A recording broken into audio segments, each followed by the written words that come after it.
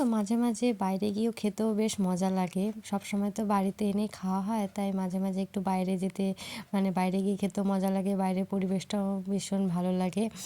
আর হচ্ছে কেমন খাওয়া দাওয়া বাইরের কোন রেস্টুরেন্টে কেমন খাওয়া দাওয়া ওটারও রিভিউ দিতে ভীষণ ভালো লাগে। তো এটা হচ্ছে আমাদের বাড়ির সামনেই, এই টোটো করে 5 মিনিট কি 10 মিনিট।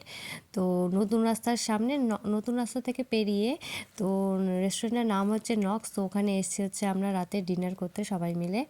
তো এটা না এটা হোটেলও প্লাস হচ্ছে বার কাম রেস্টুরেন্ট সবই আছে এখানে। তো আমরা এসেছি এখানে খেতে। এখানে আমার রুফটপও আছে। তো যাচ্ছি হচ্ছে রুফটপে, দেখি কেমন, যদি মনে হয় যে ওখানে খাবো। ভীষণ ঠান্ডা বাইরে, তো যদি ইচ্ছে হয় খাবো, নাহলে মানে নিচে গিয়েই খাবো। তো ওপরে প্রচণ্ড ঠান্ডা, ওপরে একদমই খাওয়া যাবে না, কারণ আনতে আনতে সব ঠান্ডা বরফ হয়ে যাবে। তো আমরা শুধু একটু রুফটপটা একটু ঘুরে এলাম, ঘুরে দেখে এলাম, একটু ফটো টটো ক্লিক করলাম, তারপরে চলে এলাম একদম নিচে গ্রাউন্ড ফ্লোরে। তো এসে এখানে সবাই মিলে আমরা বসবো ভাবলাম। ভেতরটা না ভীষণ গরম ছিল, আর দেখো কী সুন্দর গাছপালা, পুরো একদম জঙ্গল টাইপের, এত সুন্দর করেছে মানে থিমটা।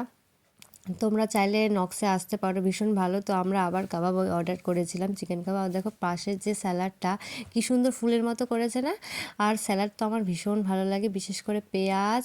আর আমার পেঁয়াজটাই ভালো লাগে, আমার মেয়ের আবার পেঁয়াজ আর হচ্ছে শসা খুব ভালো লাগে। তো আমরা অর্ডার করেছিলাম হচ্ছে মাটন বিরিয়ানি। তো কোনো দিনও না মাটন বিরিয়ানি বাইরে ট্রাই করিনি, তো ভাবলাম যে দেখি একবার মাটন বিরিয়ানিটা খেয়ে। তো বেশ ভালোই ছিল, তার সাথে স্যালাড ছিল।